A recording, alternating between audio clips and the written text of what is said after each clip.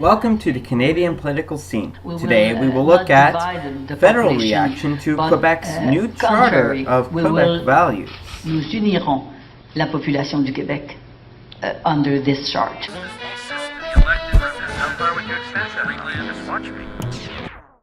Controversy has been spiraling the past few weeks over the Quebec government's decision to introduce a Charter of Quebec Values.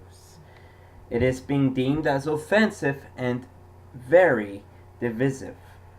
Now, here is what Quebec's Democratic Institutions Minister Bernard Drainville had to say on the matter.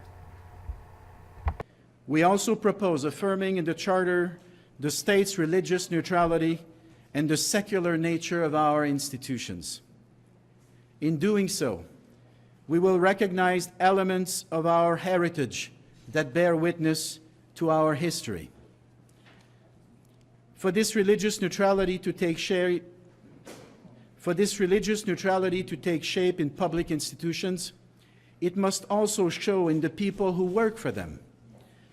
We therefore propose to establish a duty of religious neutrality and reserve among state personnel. Political neutrality is already expected of public servants. We propose that religious neutrality applies to all people working for the state. This duty would mean that state employees could not wear conspicuous religious symbols while they work. By this we mean very visible, very obvious symbols. State services would also be provided and received with faces uncovered.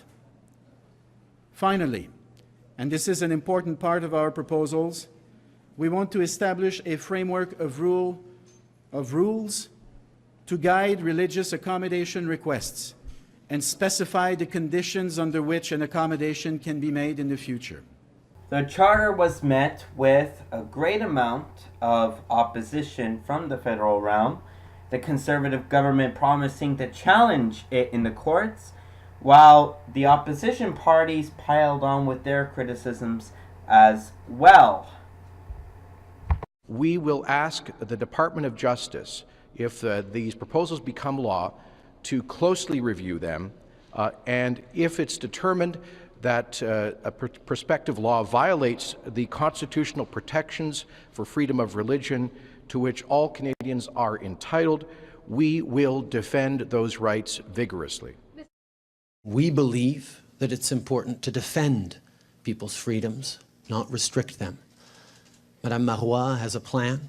She has an agenda. She's trying to play divisive identity politics because it seems to be the only thing that is able to distract from the serious economic challenges that we're facing as a province and as a country.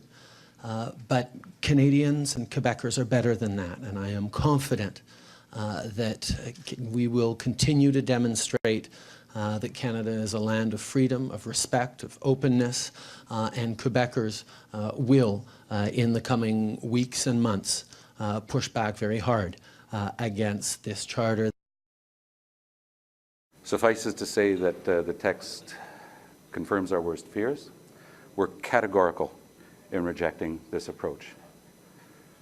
Human rights don't have a best before date, they're not temporary, and they're not a popularity contest. Charter of Values we're hearing so much about in Quebec. I am going to continue to be very careful in what I say about this, given that we have not seen a proposal yet from the Government of Quebec. So I don't know specifically what is in it. I've heard different things, some of which cause more concern than others. We know that the separatist government in Quebec would love to pick fights with Ottawa, but that's not our business. Our business is the economy. Our business is job creation for Canadians, all Canadians, including Quebecers, and our job is social inclusion. Our job is making all groups who come to this country, whatever their background, whatever their race, whatever their ethnicity, whatever their religion, feel home at this country and be Canadians. That's our job. You know, there are all kinds of competing rights, rights of religion, rights of gender equality. We will withhold our comment until we see what exactly is in the proposal. And we will assure ourselves, when we look at that proposal, that the fundamental rights of Canadians are indeed protected. Federal leaders weren't the only ones to condemn the charter. Calgary Mayor Naheed Nenshi, I really hope I pronounced that right, also condemned the charter, calling it bad policy and inviting any Quebecers who feel discriminated by these new measures to move to Calgary. I think we do have to use whatever podiums we've been given, whatever voice we have, to speak out against injustice. And if I were in a position where I could not speak out against injustice because of the job I hold, I'm not sure I'd want that job. And I think that it is important for us to do that. What we're looking at under this Charter of Secularism is intolerance, plain and simple. We're not talking about government neutrality. We're actually physically saying to some children, because of the faith that you and your family follow, there are certain jobs that you are not eligible for. Imagine if we put a sign up in the window of that deli and said, Orthodox Jews need not apply to work here. What kind of an outcry would there be? That's what we're talking about here. How did you first react when you heard about the secular charter? You know, I've been talking about the secular charter for some time because not only do I think that it is an abrogation of Canadian values and ethics, I also think it's horrible public policy. You know, the reason that our country has been successful is because we've welcomed people here. And, you know, we've had Sikh families in Alberta for well over 100 years. We've had Orthodox Jews in Alberta as long as there's been in Alberta. So this is not a question of immigration or recent arrivals changing our culture. What this is really a question of saying we're not interested in allowing different people to contribute to the progress and the change in our society. So when I first heard about it during the Quebec election, I think I referred to it as social suicide, which I think that's what it is. And what I'm saying today is, look, whether or not you're a person who wears a turban or a hijab, if you're uncomfortable living in a society that says people who wear turbans and hijabs should be excluded from certain jobs, come here. We're happy to have you. Now, many of the people who would be affected by the charter actually work in public services like healthcare and teaching. Now, in Quebec, there is a doctor shortage, a serious one, and if these doctors leave, I can only imagine what kind of strain that would be on the already strained system. But speaking of the charter, here is one of those people that may very well be leaving because of this charter. And this person happens to be one of the doctors that we would consequently be losing in Quebec. To be honest, after the whole ordeal in the summer over the turbans in soccer, my first reaction was not again. Globally, I think this would be a bad mark on Quebec society, which I think is sad. I don't think many immigrants or many people of my faith would be feel very welcome here in Quebec. And the other issue is, personally, I'm hurt. I'm very hurt because people talk about, well, I'm a Quebecer. Well, I've been a Quebecer since the day I was born. Incidents like this, like the incident that happened this summer, incidents like this Charter of Rights, it's becoming more and more clear to me that I'm not a Quebecer. I'm a second-class citizen here. The sad thing is I don't know if I'd be able to stay here in Quebec. Even though I love my practice here in Quebec, my faith is something that's important to me, and I don't feel comfortable giving up that part of my persona.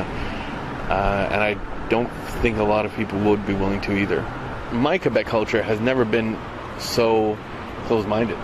I've never had a Quebecer come up to me and tell me that I don't belong here. So the Quebec that I know would not support this. From outrageous laws to taxpayer-funded language police to discrimination, it appears Quebecers don't get a break from their government. Now, what do you think of the Charter of Quebec Values? Do you think it's right for the government to impede on the individual liberties of people working in the public sector? Now, one thing that wasn't mentioned is that people who work in the National Assembly, for example, MNAs, are exempt from this law. The huge crucifix in the National Assembly will not need to be taken down. What do you think? Do you think that is a double standard? Do you think that if they're going to enforce such a thing that they should enforce it without exceptions? What do you think? Comment section is down below.